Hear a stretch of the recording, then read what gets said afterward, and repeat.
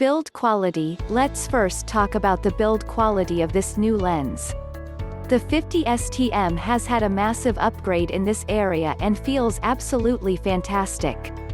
From the moment I picked up the lens, I knew that it was a complete redesign from the old model, and it sure needed it. On the rear of the lens, we now have a metallic mount, something I'm so glad to see. Moving up from the plastic mount has increased its weight slightly, but also hugely increases the longevity of this lens. On the front, we've now got a 49mm filter thread, which is even smaller than the old 52mm thread. And even the little things like the AF per megafarad switch has gotten an upgrade. It's no longer a little button that seems like it could break easily. Which is just great to see. Focus ring. One of the old Nifty 50's worst parts was its focus ring. It was small, fiddly and in the wrong position at the end of the lens. And fortunately, on the new 50 STM it's all been changed. The new focus ring is fantastic. The new focus ring is very similar to the ones used in the 24mm STM and the 40mm STM and is wider, now making it very easy to pull focus with. Something that was almost impossible to do on the old version. It's still a focus by wire system, but I quite enjoy that these days. Not only that, but it's now also full-time focus, which means no more breaking the lens when you forget to take it out of autofocus. Macro. Now this is definitely not a macro-specific lens, but one area in which they did upgrade this lens is its minimum focus distance, which means you can get a little closer to your subject. Whereas on the old Nifty 50 the closest you could get was 45 centimeters away, now the new model you can take photos from around 35 centimeters.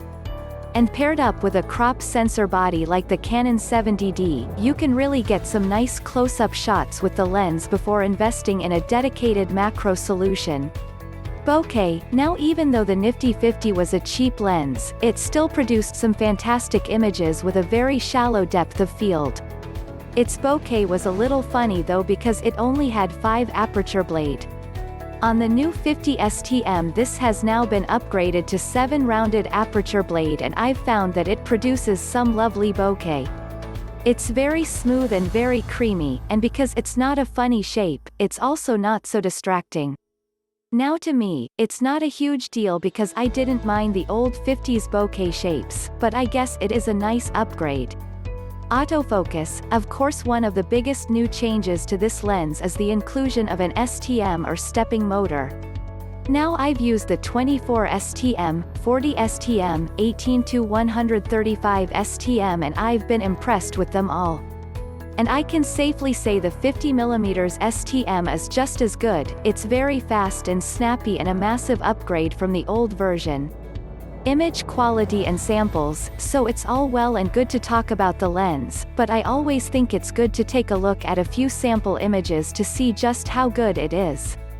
Please take a look at the attached images on this review to see. From my testing, I've got to say I've been so impressed with this lens. Especially for $125.